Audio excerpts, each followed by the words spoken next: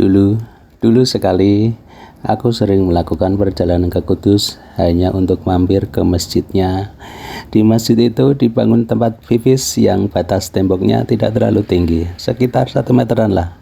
Sehingga jika kau sedang pipis di sana, maka dengan leluasa kau bisa melihat milik pria yang sedang pipis di sampingmu. Ya, karena pembatasnya yang kurang tinggi itu. Kadang-kadang aku juga bertanya-tanya, kok aku suka ya melihat miliknya lelaki yang padahal aku juga punya. Begitulah duniaku, dunia yang tak bisa aku tolak, dunia pelangi. Ya begitulah, jika memang ada waktu, aku yang tinggal di Demak selalu menyempatkan diri untuk pergi ke Kudus hanya untuk ke masjid dan pipis di samping pria yang juga melakukan hal yang sama. Satu hari, aku mendapati seorang pria umur 40-an tahun juga melakukan hal yang sama seperti yang aku lakukan di masjid. Pria ini setelah melihat pria yang rapi dan ganteng yang menuju toilet, maka ia akan menyusul dan berdiri di sampingnya. Begitu berkali-kali. Ketika ia sedang duduk menunggu, aku mendekatinya dan berkata dengan berbisik, "Kok kita sama ya?" Pria itu terkejut lalu memandangku. Dia memandangku pura-pura tidak tahu. Sama apanya? Aku tersenyum mengamati wajah berkumis tebal itu sambil membayangkan es krim jumbo yang lezat. Sama-sama doyan pisang Ambon, jawabku, lalu berdiri meninggalkannya. Perlu waktu beberapa menit bagi pria itu untuk menyusulku yang sudah berada di atas motor. Aku memang sudah yakin dia akan menyusulku. "Rumah kamu di mana?" Ia bertanya sambil mulai memegang tanganku. Aku mengenalkan diri. "Denny dari Demak." Kami berjabat tangan. "Parman," katanya. "Kita cari makan yuk," katanya lagi.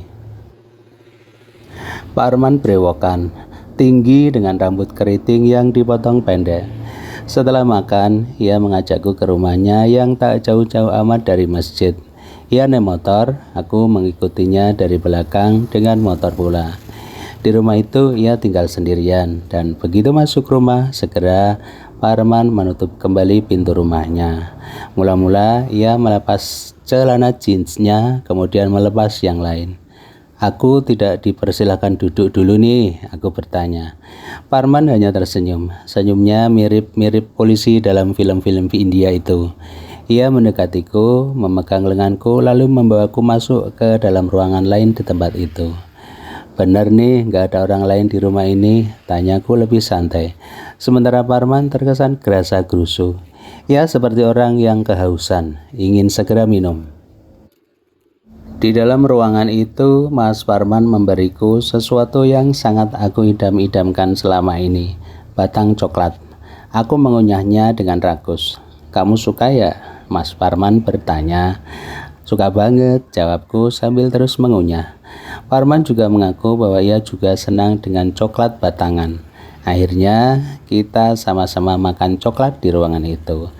Benar-benar sepi rumah Mas Parman. Bahkan ketika aku dan Mas Parman melakukan senam sehat hingga bikin keluar keringat yang disertai suara-suara yang keluar dari mulut Mas Parman, tidak ada yang merasa terganggu.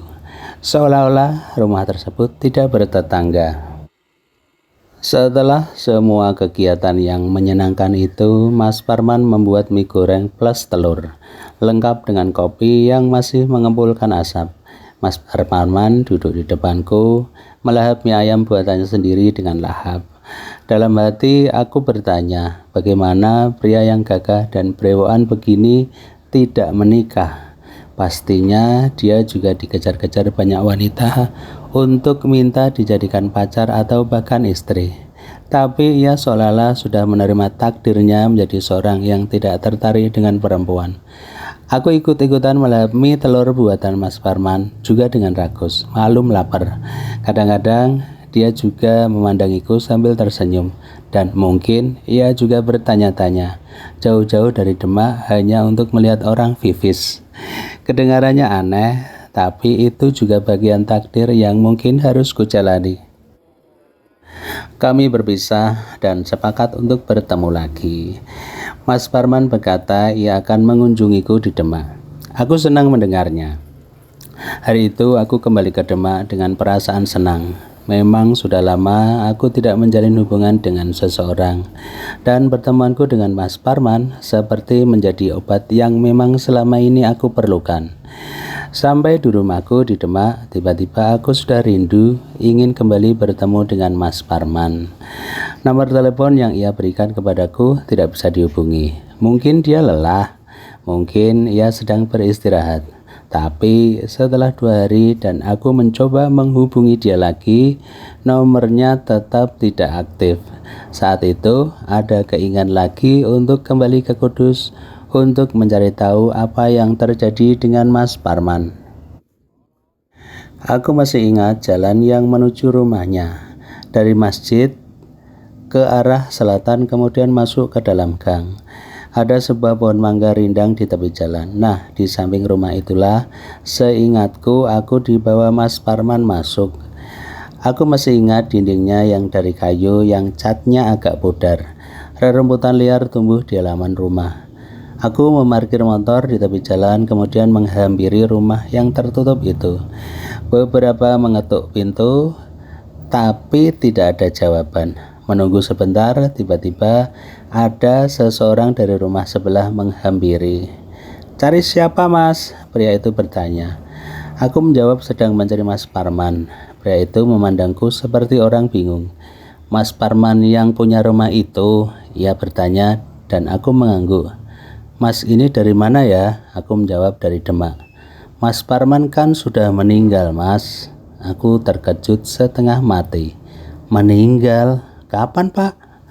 "Sudah lama, Mas, sekitar 1 tahun yang lalu." Dan aku lebih terkejut lagi, spontan bulu-bulu di lenganku berdiri semua. Jadi siapa laki-laki yang aku temui beberapa hari yang lalu? "Orangnya tinggi brewokan kan, Pak?" Aku bertanya untuk memastikan. Kemudian pria di hadapanku itu mengeluarkan HP dari celananya, kemudian menunjukkan sebuah foto dirinya dengan Mas Parman. Benar, itu foto Mas Parman, mengenakan baju yang sama ketika beberapa hari yang lalu aku bertemu dengannya. Kemudian tetangga sebelah itu menjelaskan bahwa selama ini Mas Parman hidup sendiri, tidak ada orang tua ataupun saudara. Jadi ketika dia meninggal, rumahnya menjadi sepi tak berpenghuni. Lebih lanjut, pria itu menjelaskan bahwa Mas Parman meninggal karena kecelakaan di depan masjid. Dia meninggal seketika itu juga. Aku hanya mengangguk, kemudian pamit. "Makasih, Pak, infonya." Aku benar-benar shock mendengar cerita tetangganya Mas Parman tadi. Jadi aku bertemu dengan hantunya Mas Parman. Kita bahkan sempat berduaan lama di dalam ruangannya. Ia bahkan sempat memasak, kemudian makan bersama. Baru beberapa menit aku mengendarai motor, tiba-tiba perutku mual. Aku menghentikan motor di pinggir jalan dan muntah-muntah.